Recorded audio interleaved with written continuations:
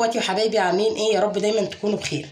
الفيديو بتاعنا النهارده زي ما انتم شايفين كده كله حاجات جميله كده وتدينا دايما ايه يعني بهجه كده للحياه لما نشوف الالوان الجميله دي. هنعمل النهارده حلقه تفريزات عشان طبعا كل سنه وانتم طيبين، رمضان خلاص على الابواب. فهنعمل ايه النهارده وهنفرز ايه؟ هنفرز فراوله هنقطعها كده ونشيلها في الفريزر وهتنفعنا طبعا للعصير، وكمان ان شاء الله هعمل لكم منها مربى. وهنفرز الخضره، يعني شويه خضره كده عندي بدل ما يبوظوا حرام خساره بقى في التلاجة كده، قلت ايه هفرزهم في الفريزر بالمره. ماشي، ينفعونا بقى المحشي لاي حاجه يعني. وعندنا كمان ايه النهارده للتفريز؟ عندنا طماطم، هنعمل صلصه بتاع الطماطم النهارده وبرده هنشيلها في الفريزر. انا النهارده عامله قد ايه كميات؟ عامله 6 كيلو فراوله اللي هنفرزهم النهارده. طبعا الكميه دي ولسه في كميه كمان شويه كده، يعني حوالي 2 كيلو لسه هجيبهم برده هم من التلاجة. وعندي هنا الطماطم قد ايه؟ عندي 15 كيلو من الطماطم. الكميه اللي عندك، يعني الكميه اللي عندك موجوده هتعمليها على حسب الكميه الموجوده عندكم في البيت. انا هفرز 15 كيلو، انت بقى الكميه الموجوده عندك هتعمليها. تمام، يلا بقى نبدا على طول، نسمي بسم الله ونصلي على رسول الله ونخش على طول ونشوف الفيديو بتاعنا النهارده. طبعا يا جماعه هبدا اول حاجه بالطماطم. ليه هبدا بالطماطم الاول قبل الفراوله؟ عشان الطماطم بتاخد وقت شويه على النار. تمام، فانا هبدا اول حاجه بالطماطم. هقول بسم الله كده وصلي على رسول الله ونمسك الطماطم كده اهو. هعين بقى ايه اللي هو العنق ده بتاعها، مش عايزاه خالص، عشان ده كل الكيماويات يا جماعه بتبقى مركزه دايما في العنق اللي هو بتاع الطماطم ده. عشان دايما بقول في الفيديوهات بتاعتي اللي متابعني وعارف بقول ده غلط، ما ينفعش ان هو يتحط معانا في الاكل، فبعينه كده واستبعده على طول في الطبق. وبقطع اهو في الحله بالطريقه دي 4/4 او نصاص على حسب حجم الطماطميه يعني. هقطعها كلها كده بالشكل ده واعين الجزء اللي انا دايما بقول عليه ما ينفعش، بعينه كده على طول. وقت الزراعه طبعا بتبقى كل حاجه مترسبه في الطماطميه، دايما بنلاقيها في الجزء اللي هو بتاع الطماطم ده، فدايما بتخلص منه. دلوقتي كده خلاص قطعت الطماطم، يعني جم معايا حلتين زي ما انتم شايفين كده. انا هنا ولعت البوتاجاز وحطيت حله على العندي وحله على العندي. طيب دلوقتي هنعمل ايه تاني؟ هسيبها كده زي ما هي لحد ما تغلي، وبعد ما تغلي طبعا هتلاقيها نزلت ميه كده معاكي. انا مش حاطه لها ولا نقطه ميه، هعتمد كل الميه اللي هتنزل من الطماطم هي اللي هتسويها. تمام، هنا بقى انا جبت بنجريه كده، حبايه بنجر وقطعتها زي ما انتم شايفين. هعمل حله بالبنجريه دي والحله التانيه تبقى من غير بنجر. تمام، هجيب هنا كده اهو احطها كده على الحله دي اهو. كل الطماطم الهايشه دي اللي انتوا شايفينها بعد ما تلاقيها تغلي هتبص تلاقيها ايه تنزل شويه بشويه كده، وهتبقى كل ده هيهبط يعني. تمام، فانا دلوقتي هسيبها كده واغطيها واسيب بقى البنجر كده معاها ياخد ويدي كده مع الطماطم لحد ما كل الطماطم دي تهبط، وهوريها لكم برده بعد ما تهبط هتبقى عامله ازاي. دلوقتي بقى بصوا اهي بدات تغلي وجابت الميه برده زي ما انتم شايفين بتاعتها كده، بدات تغلي زي ما انتم شايفين، ونزلت اللي هي السوائل دي اللي بتنزل منها الميه بتاعتها اهي. طبعا هنقص الميه دي شويه. ليه هنقصها؟ لان الميه دي بتبقى يعتبر فيها كميه الحموضه اللي هي مش مطلوبه قوي في الطماطم. ننقص الميه دي، هننقصها طبعا عشان الميه دي زي ما انتم شايفين كده بتبقى باللون الاصفر ده ومش بتبقى محبوبه في الطماطم. هنقصها وارجع تاني معاكم بعد طبعا ما نقصت الطماطم اهو. نقصت السوائل بتاعتها او الميه اللي هي نازله منها دي، اللي هي الميه دي بصوا تبقى عاطيه اللون الاصفر ده، فلازم ننقص الميه الصفرا دي عشان بتغير طعم الطماطم معانا او طعم الصلصه. عينها دلوقتي كده بقى. يبقى احنا هنا عملنا ايه؟ سيبناها لما غليت، وبعدين اول ما جابت الميه بتاعتها الكتيره دي نقصنا شويه منها اللي هي الميه بتبقى طالعه على الوش الصفرا دي، عشان زي ما قلنا بتغير في طعم الطماطم وبتبقى عاطيه الطعم الحامض ده اللي هو مش مطلوب في الطماطم اصلا ولا محبوب يعني. تمام، هنسيبها بقى تستوي في الميه الباقيه بتاعتها دي، واول ما نلاقيها بدات الميه تنشف ان شاء الله والطماطم دي استوت هنوريها لكم برده. دلوقتي هنروح على طول بقى عشان نقطع الفراوله ونشوف هنعمل ايه. دلوقتي بقى ابتدي على طول اقطع الفراوله اهو. طبعا انا جايبه هنا البلانشه بتاعتي اللي هقطع عليها بالشكل ده كده.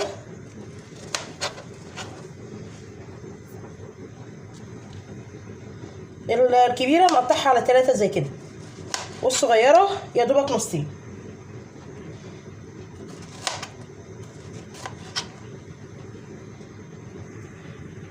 طبعا احنا كنا ناويين نعمل منها مربى النهارده، بس قلنا لا مش هينفع عشان هنضطر نسيبها تبات يوم وكده في السكر بتاعها، فطبعا مش هنعمل منها مربى النهارده، هنفرزها عادي وساعتها نطلعها على طول من الفريزر، هنعملها على طول مربى في الوقت والحال يعني. لما بتبقى موجوده في الفريزر بتبقى طبيعيه كده ايه طريه، انما احنا لو الوقت حبينا نعملها مربى هنضطر نحطها في السكر لمده يوم بحاله عشان تتطرى وتنزل السوائل بتاعتها كلها في السكر. فاحنا بقى هنسيبها ان شاء الله ونعملها يوم تاني. نحطهم بقى على طول كده في الصينيه، واقطع كل الكميه اللي عندي بالشكل اللي انتوا شفتوه دلوقتي ده. دلوقتي كده خلاص بقى قطعت الفراوله زي ما انتوا شايفين اهو. هبتدي بقى على طول كده ارش عليها السكر اهو. السكر ده يعتبر ماده حافظه، يعني ماده حافظه للفراوله بالنسبه للتفريز. بالشكل ده كده، وعلى طول بقى هقلبهم. بسم الله كده بقى تقعد معانا ان شاء الله سنه. وزي ما قلنا السكر ماده حافظه، وكمان لو في ليمون كنت عصرت عليها ليمونه، بس بقى مش مشكله، مش موجوده عندي ليمون دلوقتي. فالسكر هنا ايه بيعتبر هو الماده الحافظه الاساسيه فيها دي. كده بقى اركنها واحطه كمان هنا. انا هنا كمان برضو حطيت السكر واقلبها. دلوقتي بقى جبنا الاطباق اللي هنعبي فيها، اللي هي اطباق الفل العاديه اللي زي كده تمام.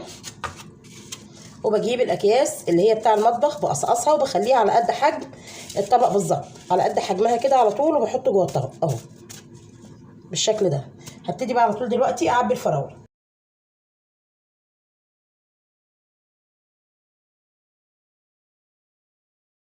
هنعبي بقى على قد الكميه اللي احنا محتاجينها. ادي ده كده طبق،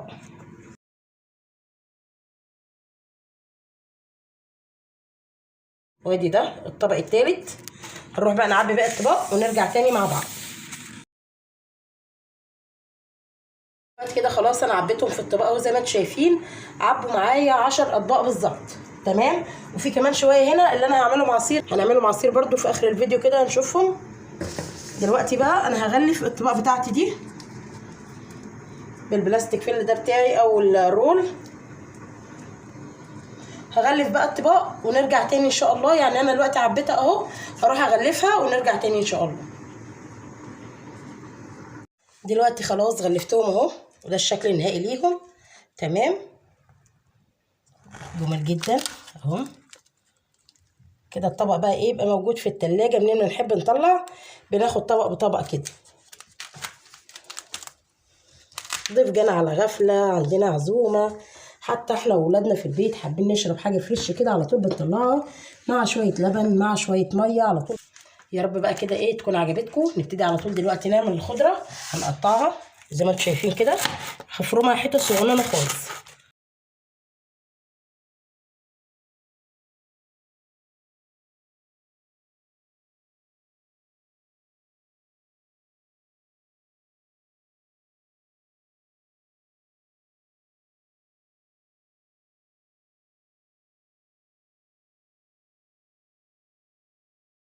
انا كده قطعتها بالشكل ده اهو.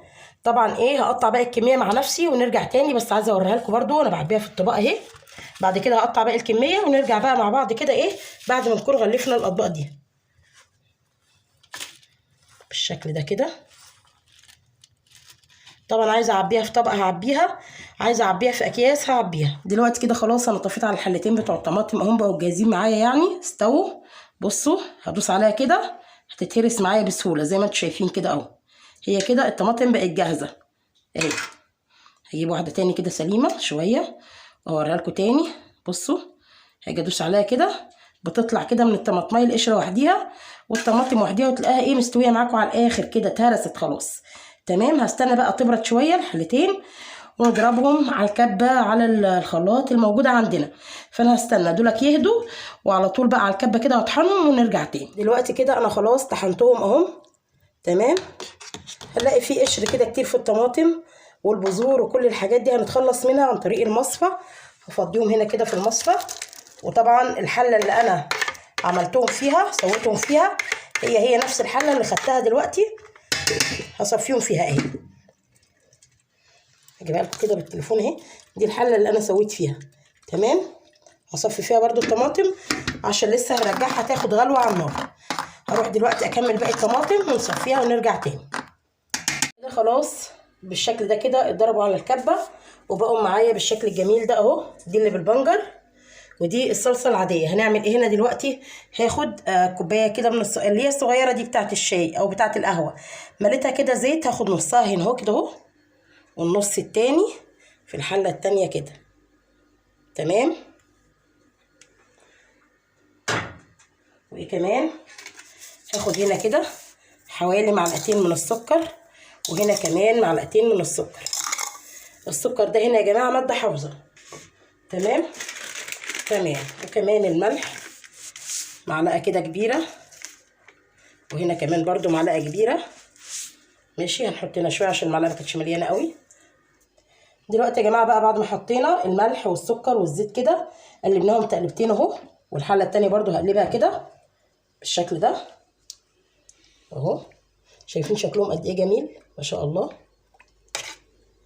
هعمل ايه دلوقتي؟ هروح على طول على البوتاجاز واحطهم يغلوا غلوه كمان قبل ما نعبيهم في الاكياس بتاعتهم. تعالوا نشوف بقى التفل كده اللي طلع من الطماطم ده. التفل اللي هو طلع من الطماطم العاديه اللي هي من غير بنجر يعني. تمام. شايفين قد ايه؟ كان لو كنا سيبناه كده في الطماطم كان هيبقى شكله مش ظريف خالص، وكان هيبقى شكله مش كويس لا في اكل ولا في طعم ولا في اي حاجه يعني. كان هنبوظ كل حاجه لو سيبنا التفل ده فيها. تمام. وده التفل التاني برضو اللي طلع لي من اللي هي التسبيكه او الصلصه اللي هي بالبنجر. تمام. ده التفل اللي طلع من الصلصه بالبنجر اهو. حتى هتلاقوا فيه حتت بنجر كده، ضربته بالبنجر بتاعه كله، فعشان كده هنلاقي ايه قطعه من البنجر كده باين.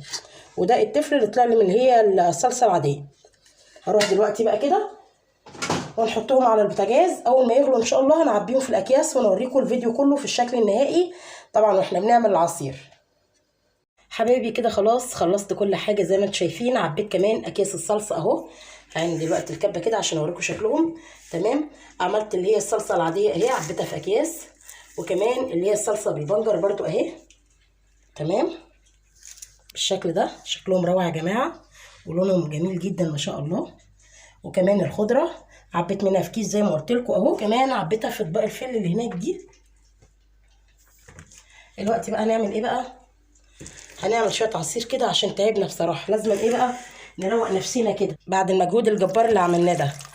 حطيت هنا فراوله ومعلقتين من السكر كده، وكمان حطينا شويه من اللبن. دلوقتي خلاص ضربت الفراوله بتاعتي اهي مع اللبن.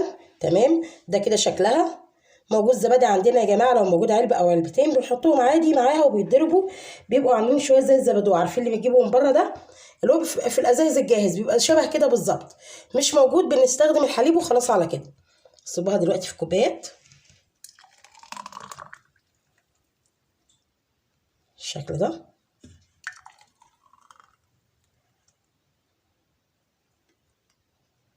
اهي، وبتبقى جاهزه كده معانا بعد التعب بقى والشقه بتاع اليوم كله كده. نستاهل بقى ايه؟ كوبايه عصير جميله زي دي. دلوقتي كده بقى يبقى احنا خلاص خلصنا كل حاجه، وكمان العصير بتاعنا جاهز بالشكل ده. يا رب الفيديو النهارده يكون عجبكم. عملنا كميه الطماطم دي كلها اهو. عبوا معانا كام كيس؟ عبوا معانا قد ايه من دي ومن دي؟ هنقول 1 2 3 4 5 6 7 8 9 من البنجر 9. تمام. اللي احنا عملناها بالبنجر. نيجي للتانية هنا اللي هي العادية خالص. عملناها بايه؟ عملناها عادي كده من غير بنجر ولا حاجة. هنعد الاكياس بتاعتها بسم الله. 1 2 3 4 5 6 7 8. يبقى دي عملت معايا 8 اكياس والتانية 9 اكياس. طبعا احنا معبين هنا الكبير والصغير. يعني مثلا هنبص هنا كده هتلاقوا كمية الكيس ده اكبر شوية، في اكياس صغيرة وفي اكياس كبيرة زي ما احنا شايفين اهو. ده الكيس ده صغير على حسب ايه بقى، يعني في ساعات اكلات بنعوز فيها كمية صلصة اكتر من التانية. فانا هنا عبيت عندي اكياس صغيرة شوية واكياس كبيرة. لو هنعبيها كلها اكياس صغيرة هتدينا اكتر من كده كمية يعني. تمام. يا رب الفيديو يكون عجبكم. كمان الفراوله كل سنه وانتم طيبين بقى. كل الحاجات دي يا جماعه طبعا تجهيزا لرمضان وفي الايام العاديه كمان والله برضو بتنفعنا. يا رب يا حبايبي يكون الفيديو النهارده خفيف عليكم، ويكون يعني فاتكم ولو بمعلومه صغيره، واكون عرفت يعني ان انا النهارده اطلع لكم كده حاجه جميله تعجبكم ان شاء الله. يا رب الفيديو يكون عجبكم. ما تنسوش اللايك والشير والسبسكرايب للقناه عشان يوصل لكم كل جديد. اشوف وشكم على خير واسيبكم في رعايه الله.